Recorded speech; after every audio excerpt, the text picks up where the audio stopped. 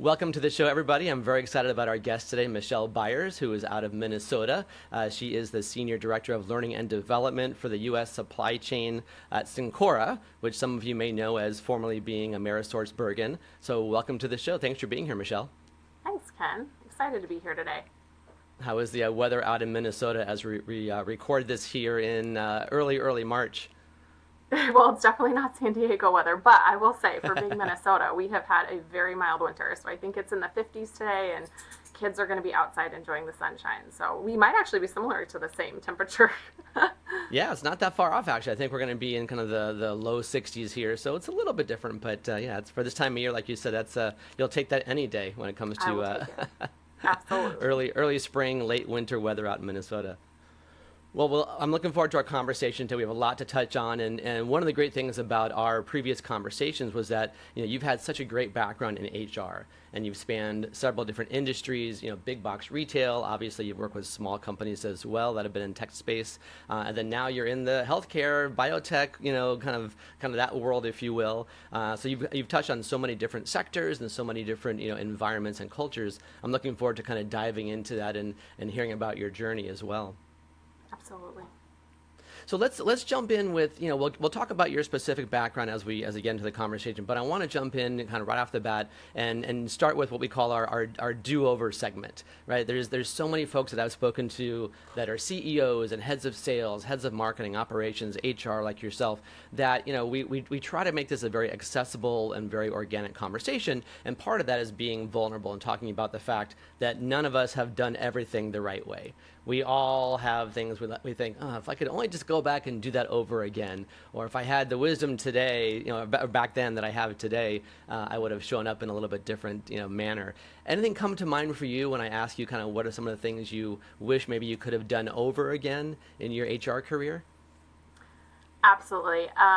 It's so interesting as I was just thinking about this and kind of going through that time in my career, and as I think back to it, I can still even, feel in my heart of like, oh man, I really did not, go into that role in a way that I wanted to. And I think it's easy to sometimes get in that space of like, gosh, I really didn't do that great as a leader, or I really, I would go back and do that again.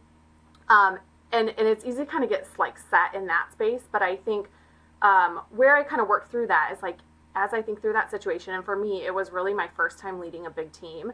And it was going from really having 0 direct reports to having, 10 direct reports, and just that early young leadership and wanting to drive results and going into a new business. And I was kind of a bull in a china shop, honestly. I just really went into it and was all about like, I've got to put some results on the board quickly. Like, I know what good looks like, and we can change this around. And it was not a great experience for me as creating genuine connections with my team. And it's not who I am or who I really want to be as far as like driving those relationship piece. And so I look back on that and I still, you get that kind of like, oh yeah, man, that was such a learning point in my life. But it was so good and it was so beneficial because it really did shape who I am today and how I approach leadership today. And I tell my team this all the time because I think people ask, they ask for development. They want to grow, they want to develop. And what I often tell them is like, you're asking for challenges. You're asking for, sometimes those painful, dissonance situations of being in that leadership. And then they're kind of like, oh yeah, like it's not always just like, oh, read this book or do this podcast, or those are all pieces of it. But really it's like, all right, you've got to have this really tough conversation with this person. And how do you do that with, with grace and with transparency, but how you're also driving really good business results for that and doing the right thing by that person and by our business. And so I'm appreciative that I went through that time in my leadership. I grew a ton from it. I look back on it today and I was just, I can kind of laugh at myself on, gosh, I really didn't approach that the right way. But because of that, I think it really helped me understand like how do I approach consulting and problem solving and building relationships with my partners now. And especially when I was in a consulting space, you had to do that very quickly because you didn't, you didn't necessarily have these very long tenured relationships. And so it's how do you jump into the business and obviously wanting to make a big impact quickly because you want to show that value. But you also have to make that connection really quickly.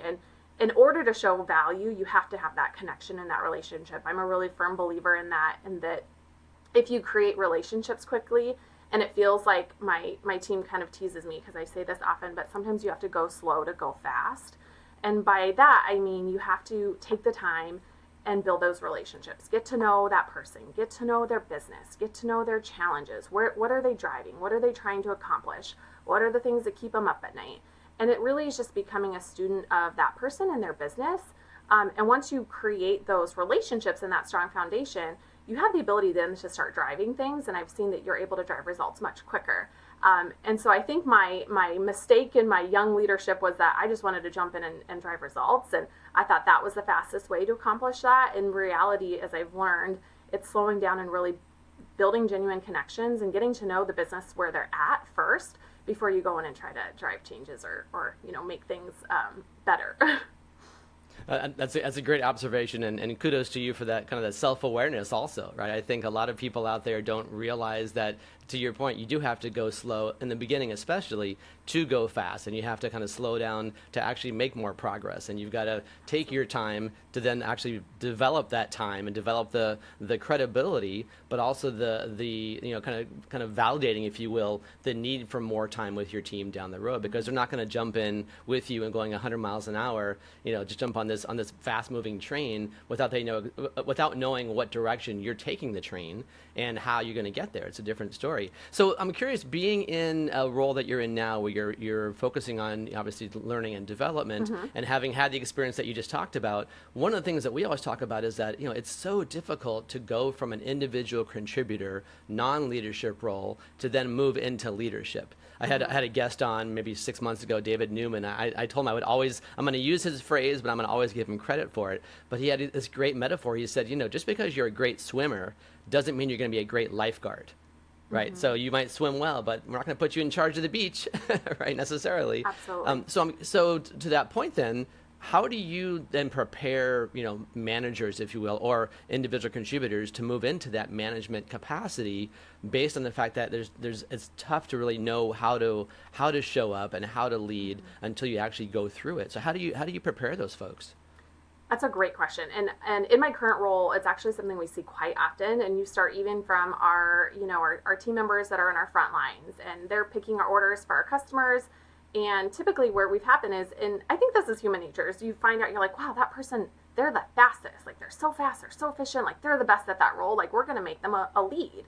And then you put them into that lead role or that supervisor role. And we didn't fill in the gaps for them of the other pieces of what that job is. We kind of looked at that one piece that they're really good at and made some assumptions that they're going to be good in this other role.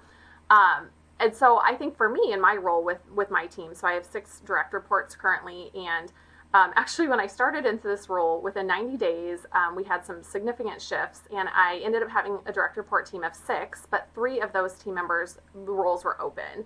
And so coming in as a new leader and then having to now hire 3 people and still learning what their roles were and learning what my role was.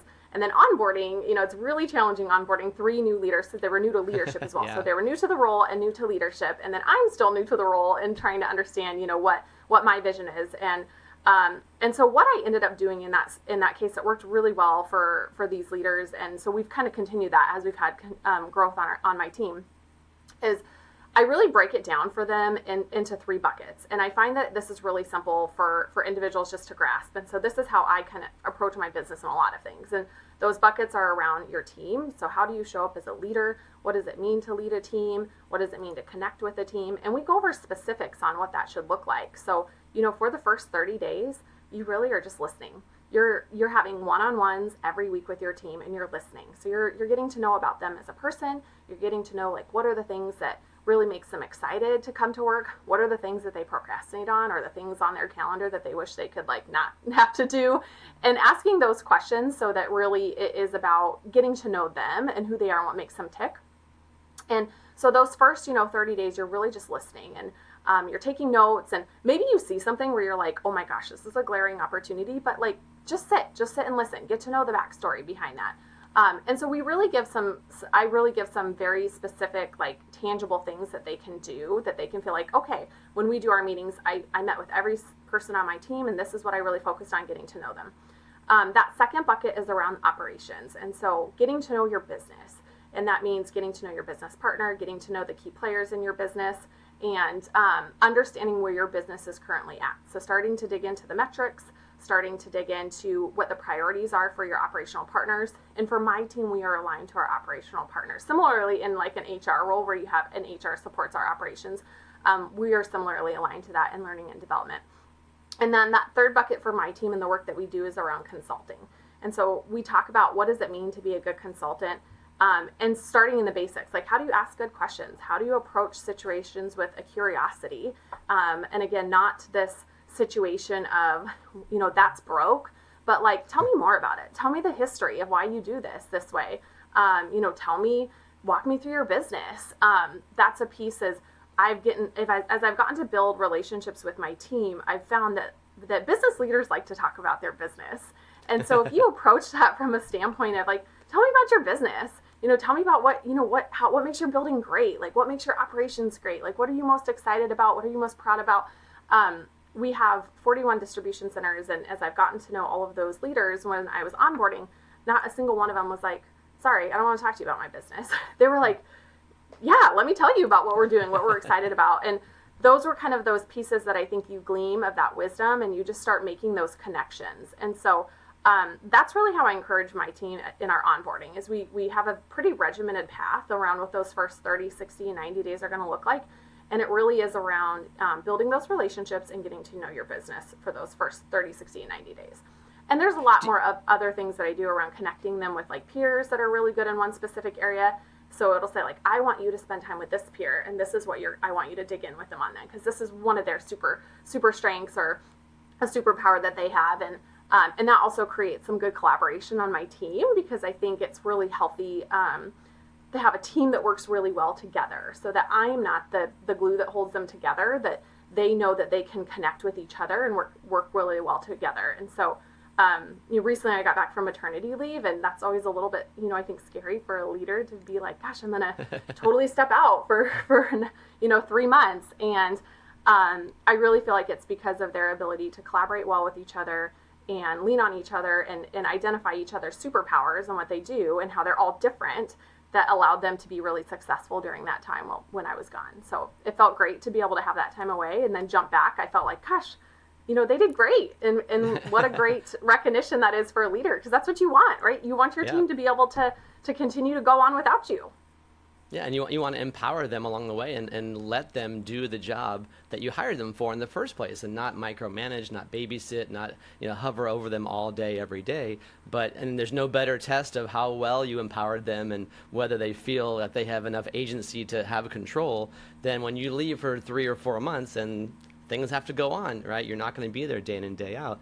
It's great that I love that 3-bucket kind of framework that you talked about. My guess would be that most people go into leadership and they don't think very much about that first bucket, which is the people, the connections, that rapport that you're building. They're just jumping into, okay, what are our metrics of success, right? How are we being engaged? What is my bonus based on? What are all these things happening in the business? And they forget about the importance of the relationship building, especially with AI and technology, everything else out there.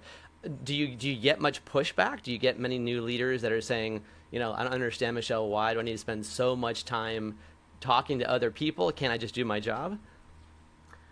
I have not ever gotten any pushback, and I think it really depends on the culture of the company. And that is one of the things that for me really excited me about coming to Cencora, is because I knew actually the leader who helped bring me over and told me about the company, because I had not heard of AmerisourceBergen at the time, and I know what he stands for as a leader, and so I know how he leads and the type of leader he is. And so for me, I think I have a few key individuals in my life that I've worked with in the past, where I just know, like, I would go with those leaders because they're great, and they're great because they really focus on people. And so some of that is that learning of seeing what that looks like, seeing what good looks like in the past, but also understanding that I think as a leader and being confident in what you are able to do, I know that if you're going to drive good results, it's because you have a team with you and because you have good relationships.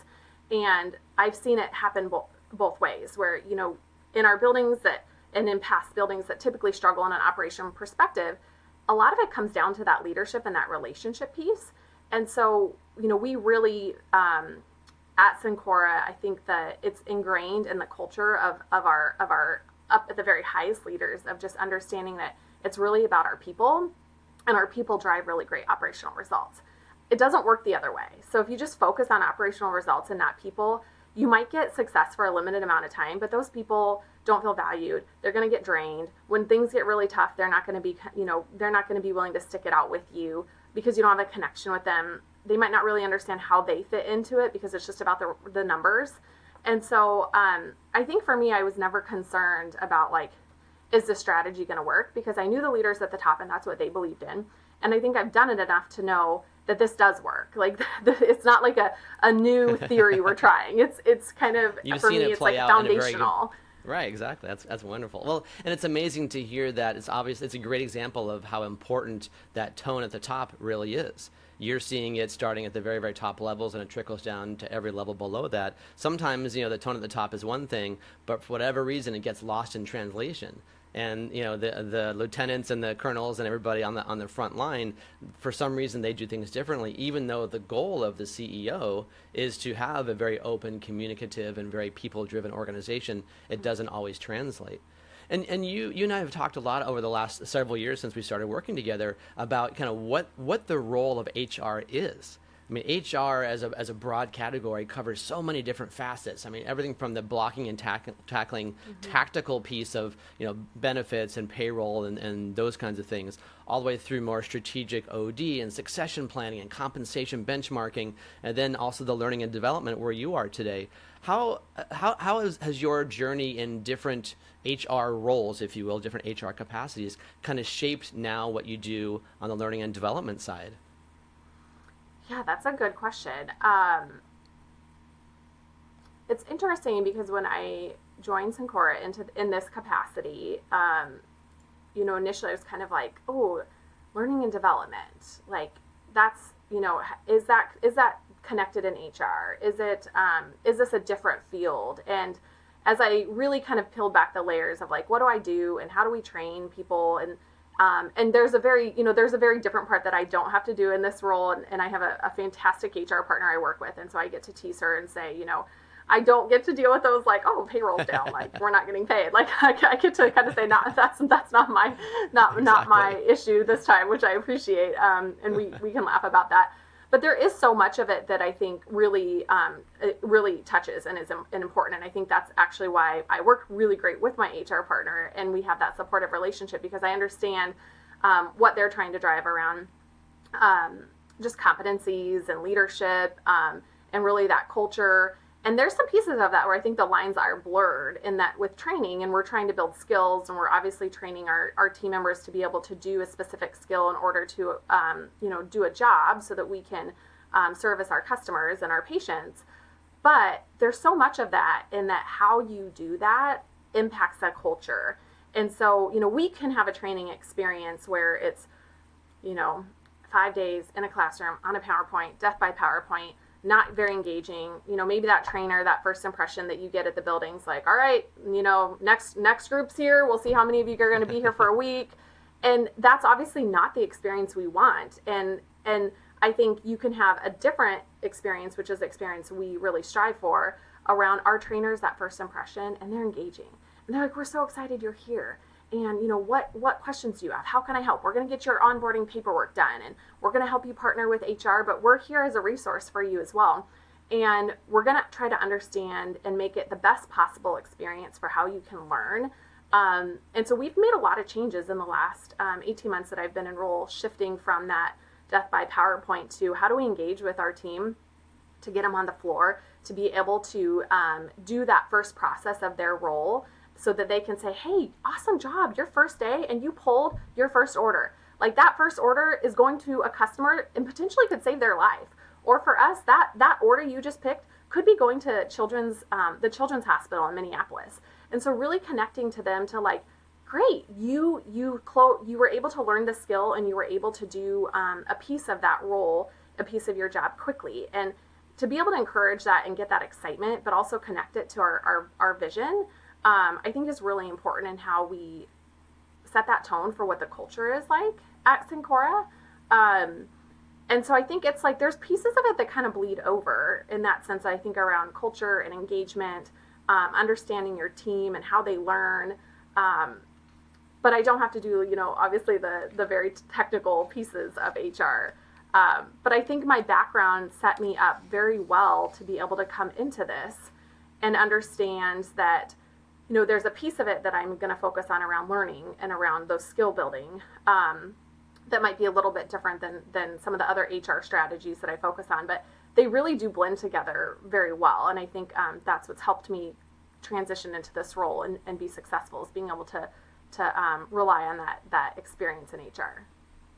And given that broader experience that you have, and you talked about the strength of the relationship that you have with your HR business partner, does that person ever come to you for advice or guidance, or do you get involved with any of the kind of last step interview process when you're bringing somebody into the supply chain group?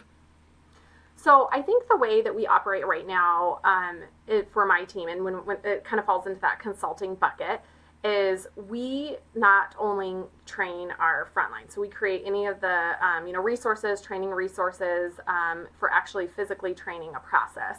But the other piece of it that we're looking at is partnering with different centers of excellence, whether that's our compliance partners, whether that's HR, because they're also pushing training. And so, this year's a new approach that we took around that. Last year, as I was onboarding, we didn't have, and just kind of ramping up my team and their capacity. This year, we identified that that's a need where it's not necessarily our content. So like we don't do compliance training, but how are we a great partner to that team to say, gosh, we can actually really help drive a better experience for our team in learning compliance. And so that's where we've interjected ourselves in that piece of it. And so we've done the same thing with HR. So, as they come and say, hey, we have this process of really teaching our team, how to have great conversations around annual reviews, or how do we have great check-ins with them. And so that's where we work together and really help brainstorm to say, okay, this is what you do, and this is what my team does, and how can we really come together, I think, to build the best solution for the business. And as we see that working through compliance and through some of our other partners, we've had some really great results of being able to, I think, put like the fun and engagement piece of like training on, and sometimes topics that are not so great and fun to learn about, but are necessity to keep our team safe and to keep our business compliant. Yeah, I think it's a really great illustration of how the workplace has changed over so many years. I've been recruiting for 27 years, and I know way back in the late 90s, everything seemed to be so siloed. And I don't think I recognized it back then. I was too young in my career and just too young, period, to really understand what it was. But fast forward to today, and I realized, okay, yeah, things were just very segmented. And HR just did HR. Operations was in the HR. It was in the operations world. Finance was over there. Sales and marketing, all they did was blame each other for not doing a good job back and forth. But today, the companies that are more successful, that are more engaging, that can not only attract but also retain their employees, are the ones that are more collaborative. Mm-hmm. And I think what you just talked about is a great example of that. You're working with operations, you're working with the HR team, you're working with all these other groups because you don't touch that group every single day, but you know that what you do in your group has a ripple effect. And if you're not aware of and cognizant of what's going on and what the hot buttons are elsewhere, then you may not be able to train or support the people the way they need that training to get them ready for when they do go out into the field, those other groups, and to then actually go out and make a good impression and get the results that they need. Absolutely. I think it goes back to really understanding that we're all kind of maybe focused on a specific area, but really our goal is to help drive the business to be successful. And so, at the end of the day, I tell my team, like, if our operations team isn't successful, like if we can't get our orders to our customers, and everything shuts down, they're not going to need learning and development. They're not going to need HR. They're not going to need compliance if our doors are shut down.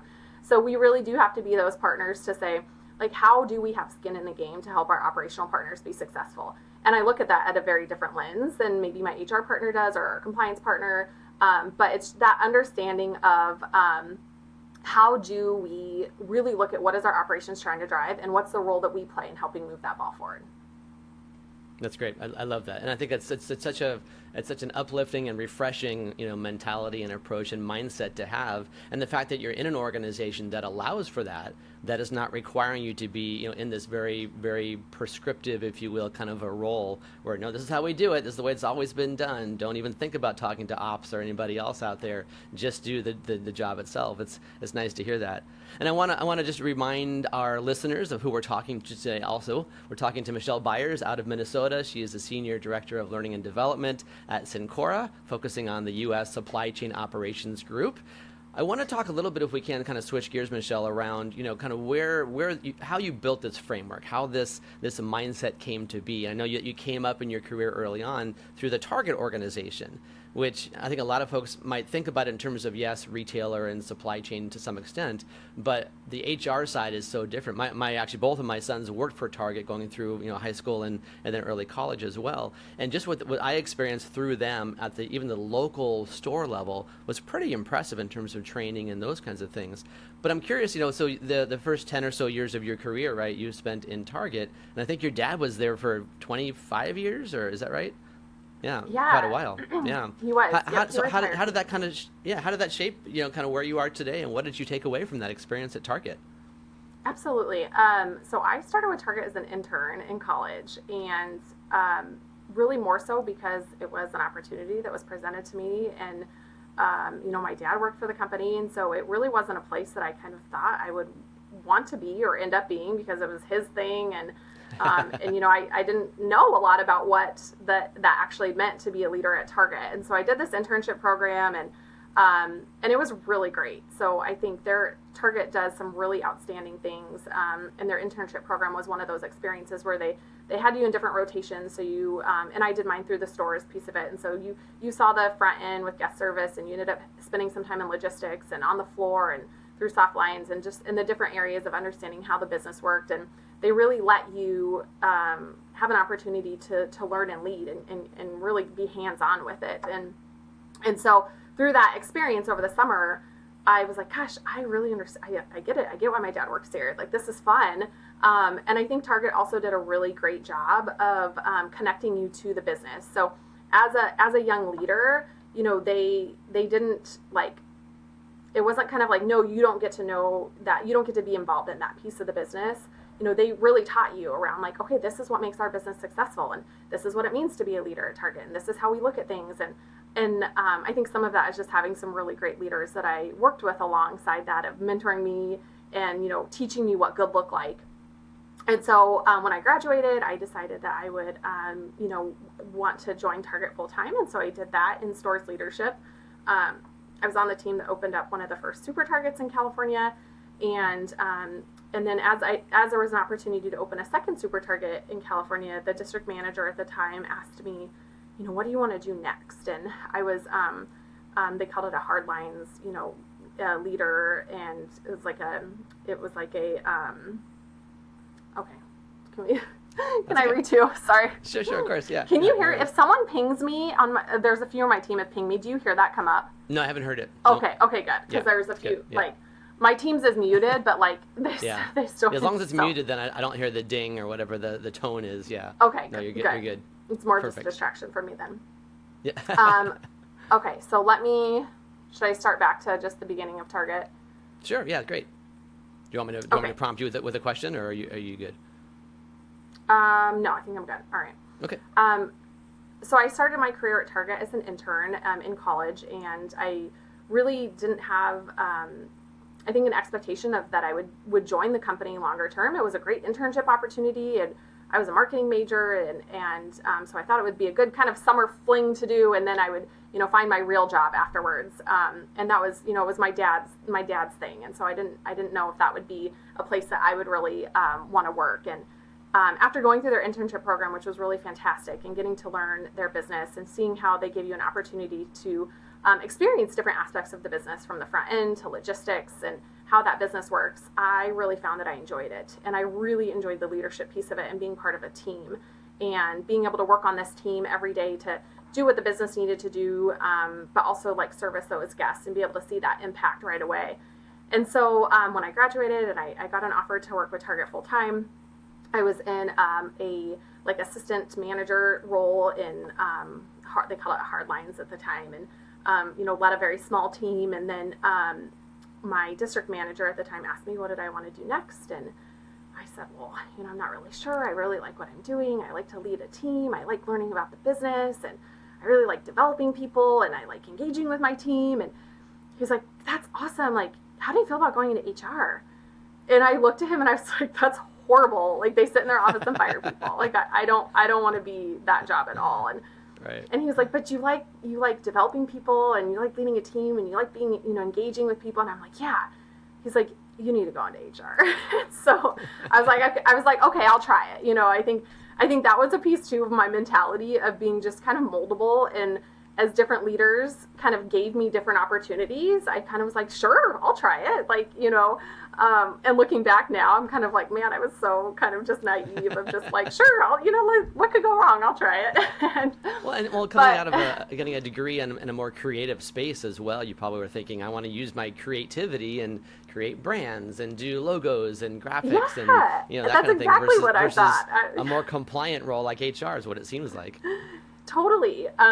But there's actually been a lot of things where I think, you can breathe creativity into any job.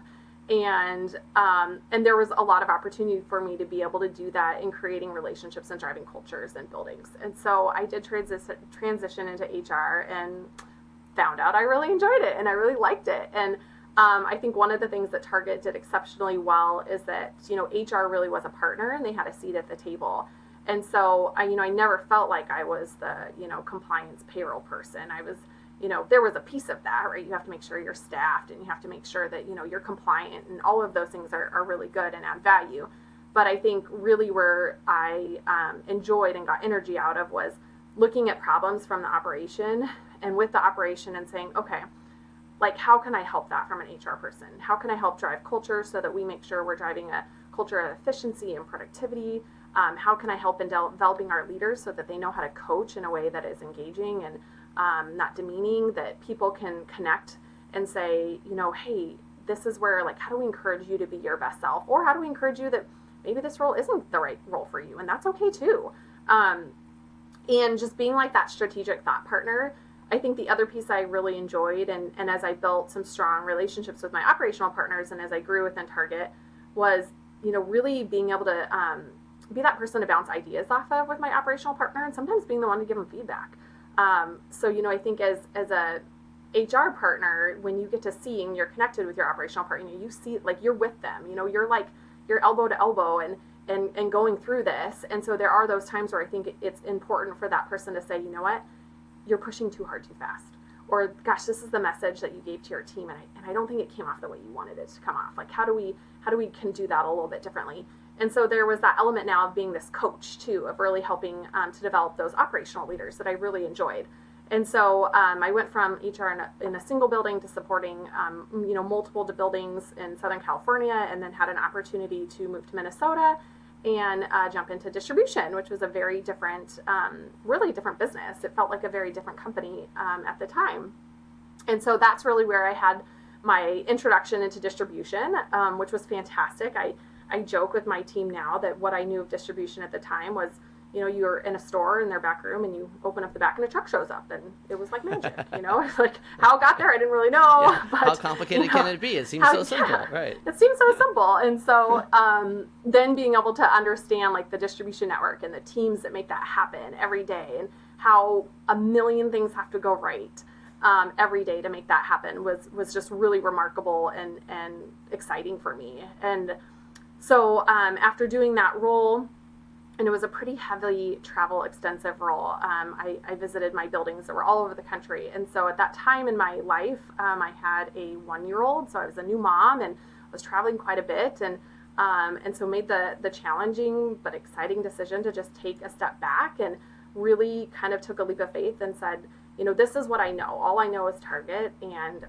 gosh, they really do a fantastic job of helping to train you and develop you. And but it's a well-run machine. And so how do I help support something that's a total opposite experience? And so took a leap of faith and started to consult. And so really on my own, just started with one client, and through word of mouth was able to develop relationships and build some additional client base. And that's where you and I crossed paths. And so it was, and that learning, so those 5 years in consulting were so beneficial and important to me because it used just a totally different skill set. And I think where, in larger corporations, sometimes I think the path is paved and it's really your job to execute on that. It's very different when you have a small company and the path is maybe not paved, or maybe it's really messy, and you have a lot of different pieces maybe that you can kind of pull together, and you have to be really creative and really collaborative. I think you have to roll a lot with kind of the changes and what's happening, and really creative problem solving. And so I learned to just, I think, kind of roll with the punches in that role, in that consulting space, and be able to jump in and create those relationships quickly, learn to listen on what those businesses needed and what those business owners needed, and how did I support them. And sometimes that was, the changing that heart and mindset of that business owner, where they thought like, well, if I just update my, handbook, that's what I need. I just need HR to update my handbook. And it's like, okay. And kind of peeling back and helping teach them, of saying, and leading them in that way, of saying, and digging into some of those more strategic conversations where you could see like their eyes light up, where they're like, oh my gosh, yeah, there's a gap there, and you can help me close that gap. And I didn't think about my business that way, or I didn't think about that problem and how to solve it in that creative way.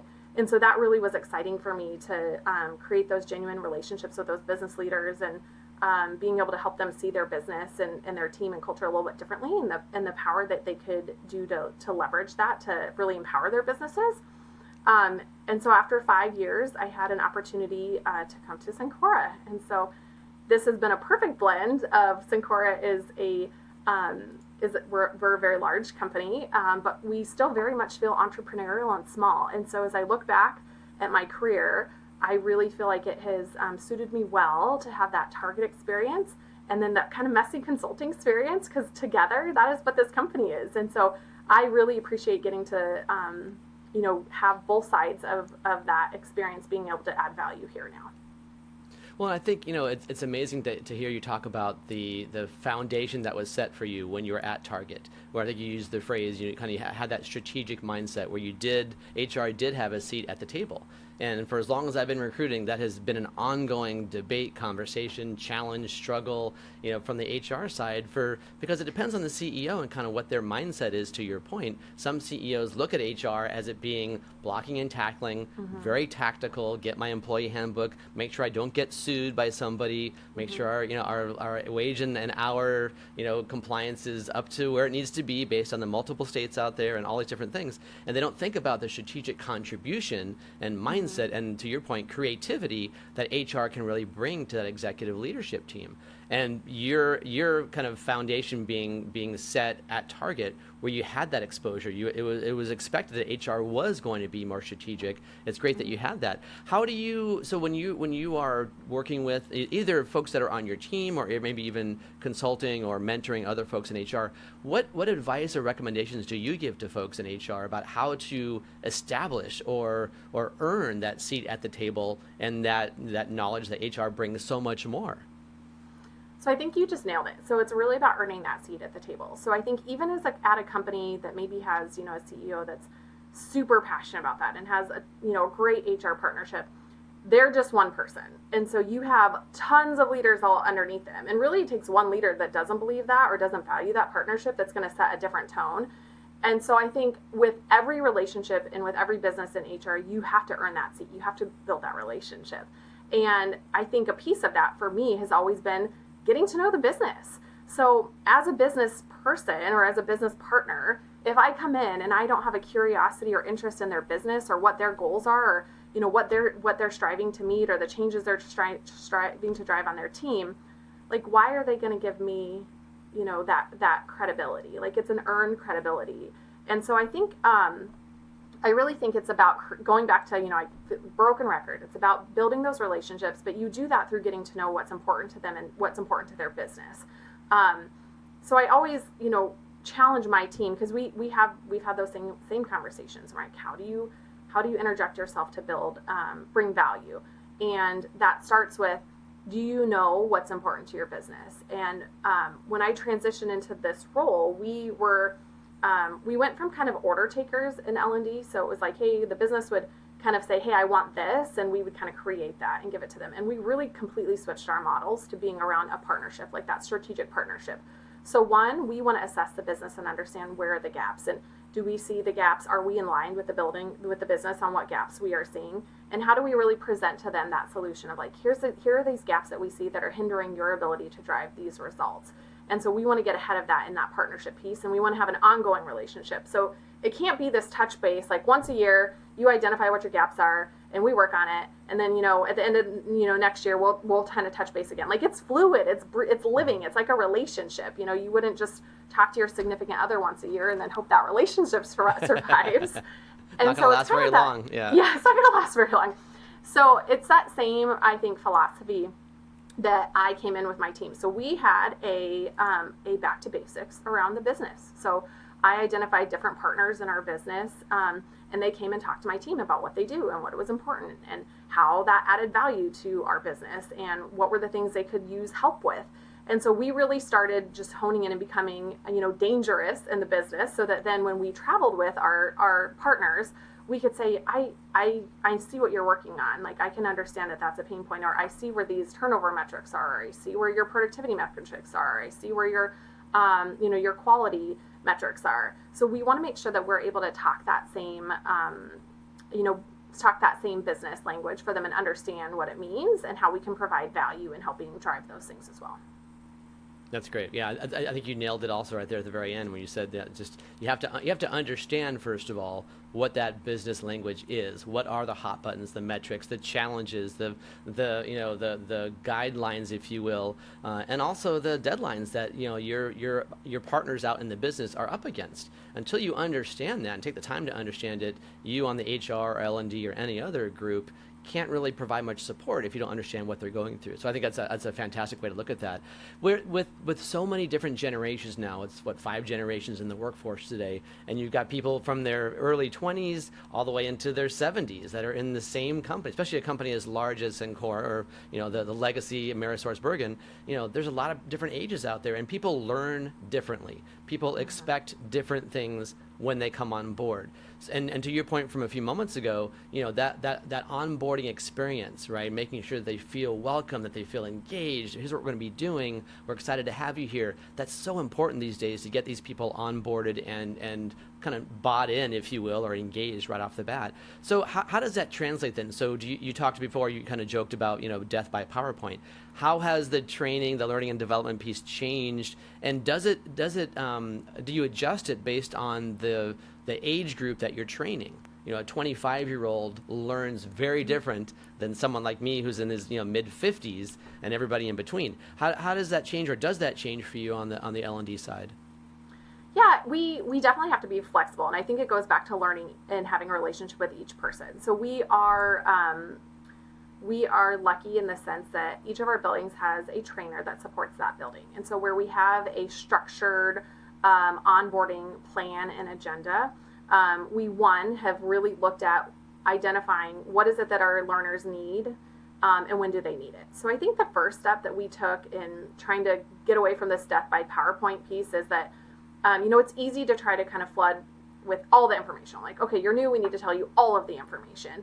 And we really took a step back and said, but what do you need to learn and when do you need to learn it? And so how do you, create, I think, kind of that stepping or that path of saying like, okay, really, maybe you just need to learn these first 3 things on your first day and just really learn those first things. And then we're going to build on that. And so that was a lot of collaboration with partners, because as you can imagine, compliance has all of the things. They're like, no, we absolutely have to share all of these things with them the first day. And HR has their things and operations has their things. And so how do we pull it back to say, like, what is the best experience for our learner that's going to give them what they need, when they need it, and being able to have that be something that they can do quickly to apply. And so those are some of the principles that I think we looked at and saying, we maybe need to scale back on how much information we're giving them until they're able to just grasp these first concepts, and then they're able to get some quick wins. I think the other piece is really knowing the audience of who is applying for your roles. So for us, I found it kind of interesting that, it's a very, it's a fast-paced job for our frontline team members in our distribution centers. Like, they're on their feet and they are pulling orders, and man, it's incredible when you see them at work. It's amazing. They're probably running marathons equivalent to in this, and over several hours a day. And so we as we interview people who have either warehouse experience or are really excited to be in that type of environment, and one of the first things that I did when I sat through our orientation, and I was talking to some of the new hires and asking them, why'd you apply here? Why do you like this role? And they're like, wow, I like to be busy. I like to be on my feet. I like to be active, and it makes my days go by fast. I can never sit behind an office all day long. And then what do? We put them behind a desk for the first week. I'm like, well, no wonder people are like, this isn't what I signed up for. So it was kind of, I think, meeting too of understanding like what is the type of environment that this specific person is looking for, and how do we engulf them in what that work is going to look like quickly, so we get those quick wins for them. And that looks differently in different roles. My learning partner, which are my manager team that supports all of our trainers, they're in remote roles, so they all work from home remotely. And so how do I engage and onboard that role is very different than how I engage and onboard in our frontline leaders. And how do you create that connection in a remote environment quickly?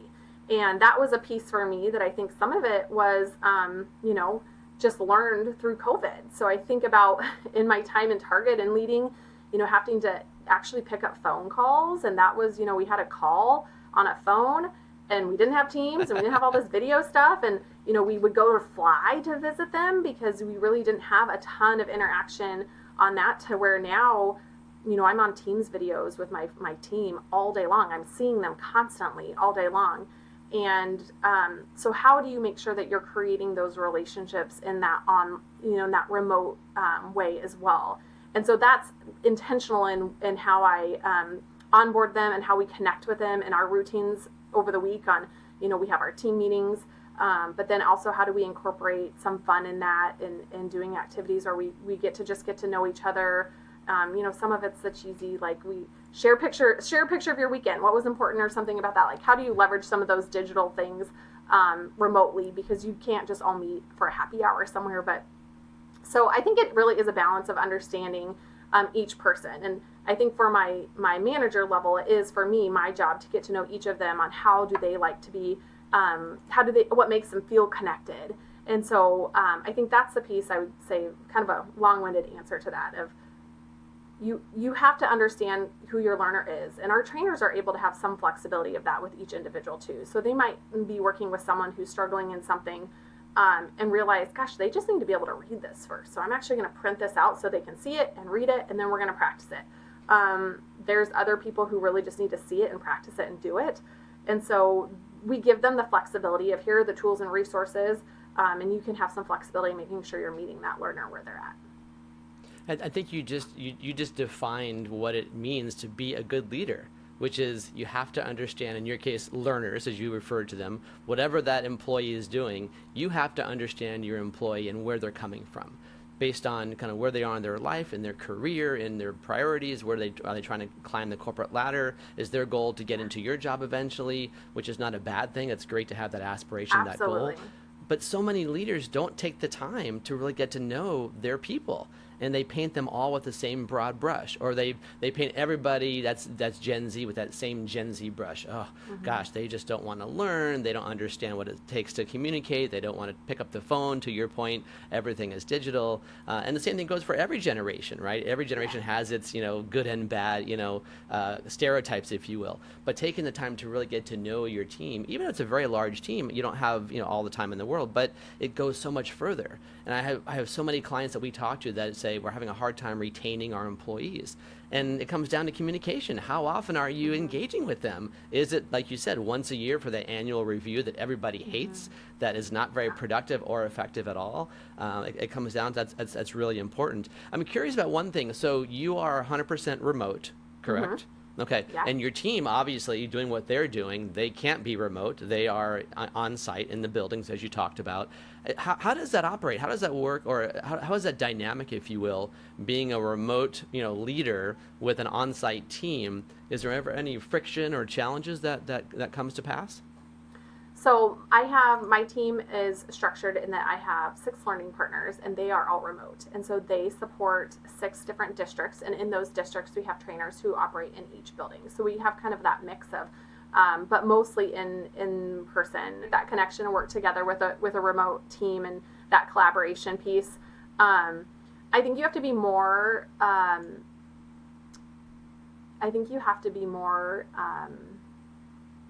and I'm missing the word.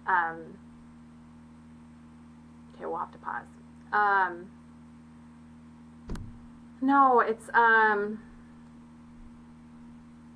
when you're doing something very intentionally. Oh, wow. Yeah. No, it's like,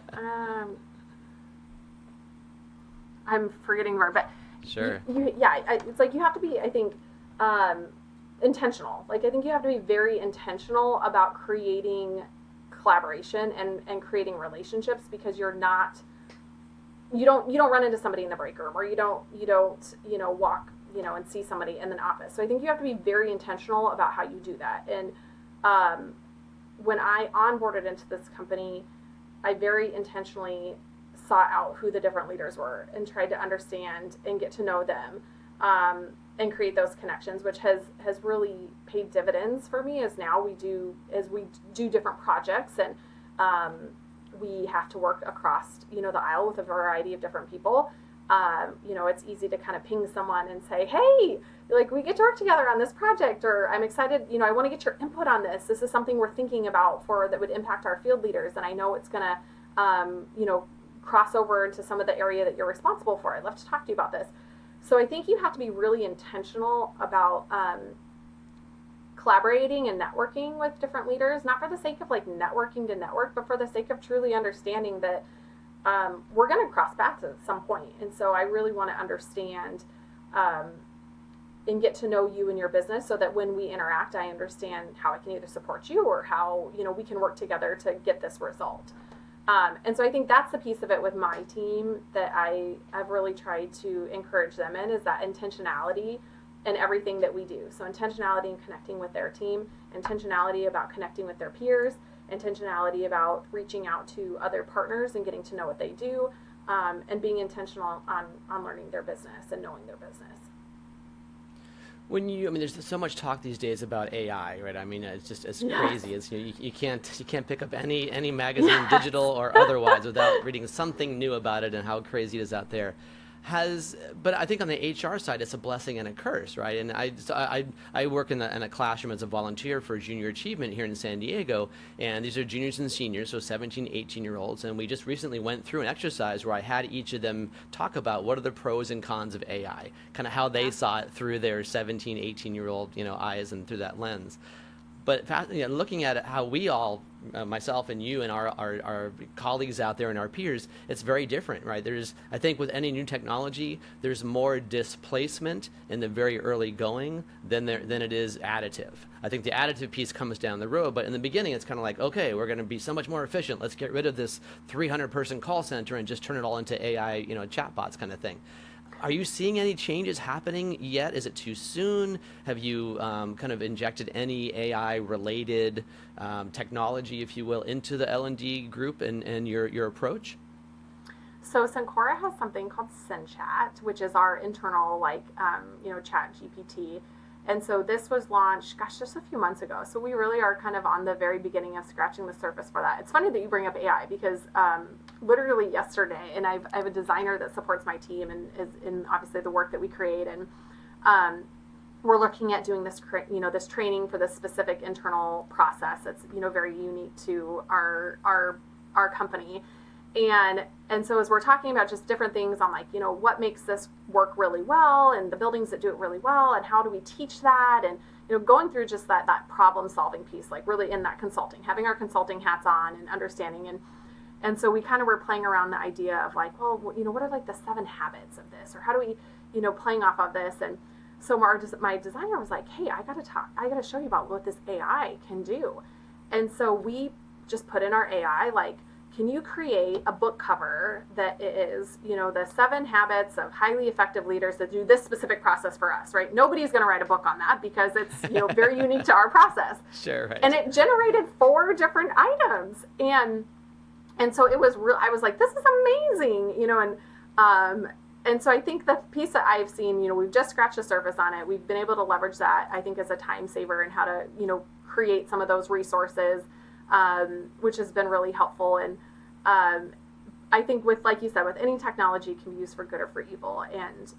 And so when we had, this book, and I had it, you tell AI to put, it's written by these two names, which are our employees. And so I sent this to them, and I said, hey guys, I see your new release. Like, I'm excited to see your top 7 things that we're going to, roll out to really help impact this.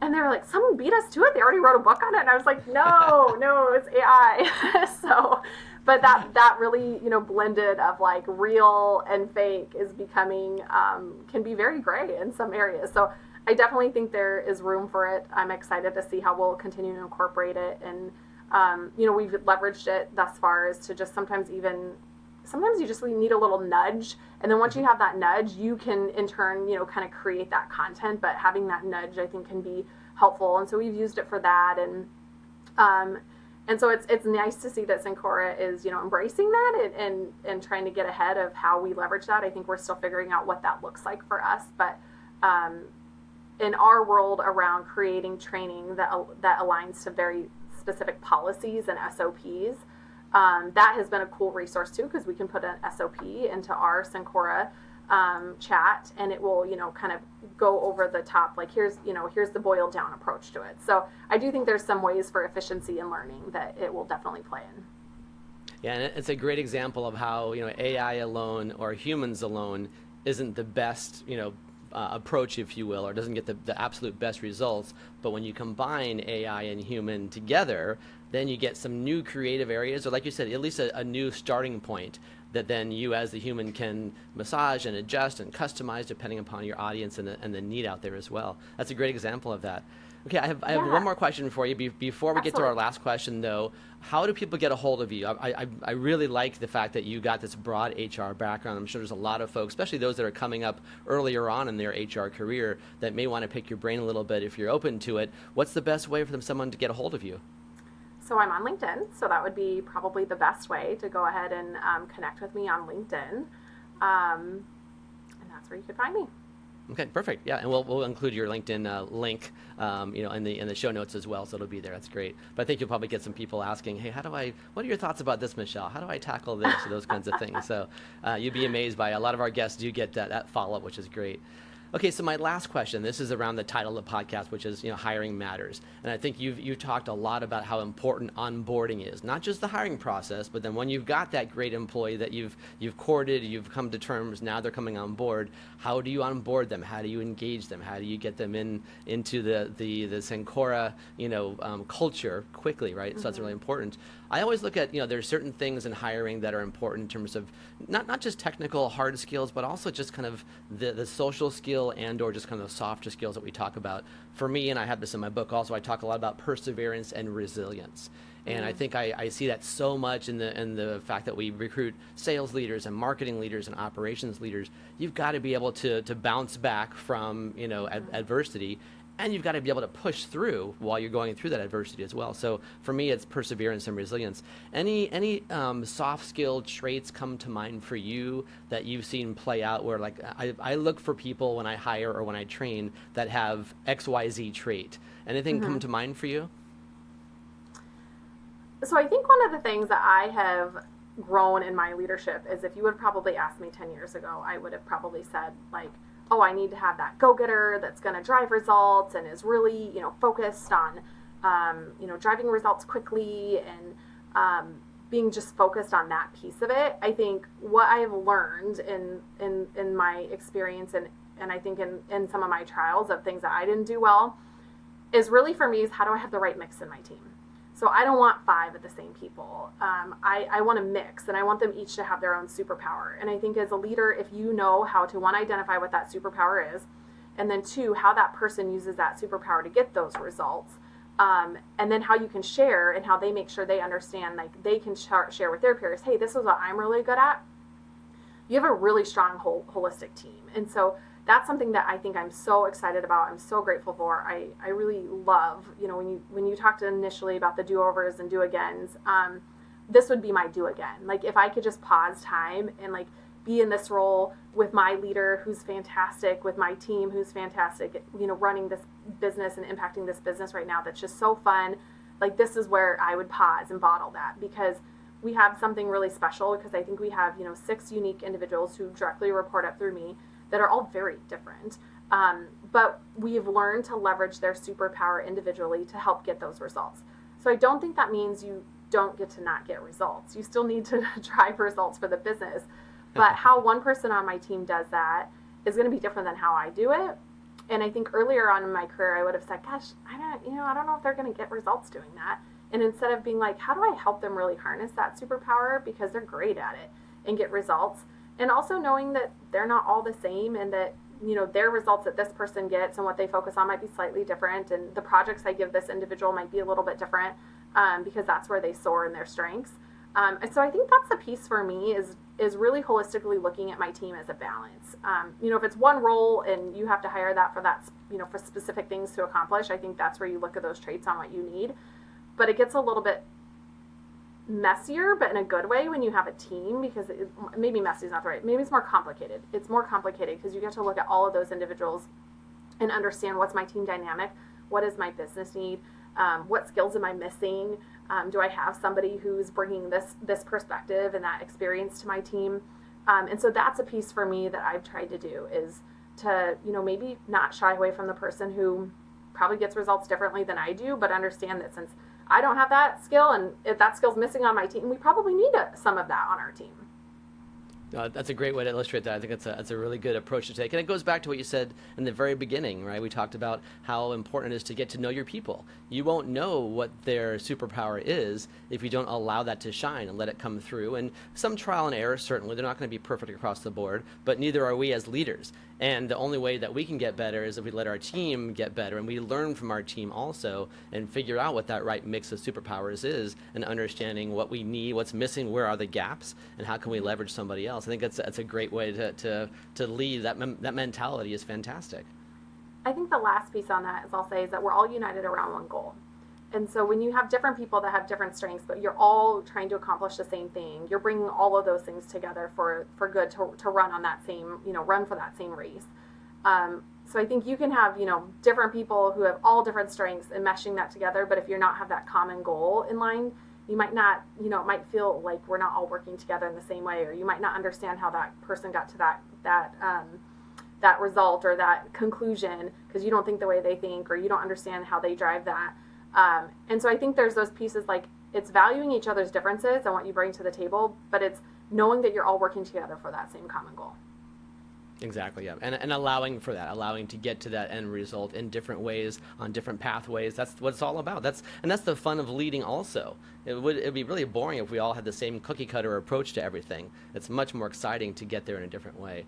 Well, thank you, Michelle. I appreciate you sharing all these insights and being, you know, kind of open and vulnerable as well in terms of what you've learned along the way in your own career. I think it's going to be very valuable. I know for me, I've learned some great stuff also, and I think for our listeners as well. So thank you for joining us today. Reminder to our audience out there, you know, please subscribe to us and rate us and share. And we like to have, you know, our guests like Michelle shared with other people, so they can help learn, help teach others out there as well about what it takes to be an effective person and a leader, and, you know, to make a difference in the L&D space also. So thanks for being here today. Thanks, Ken.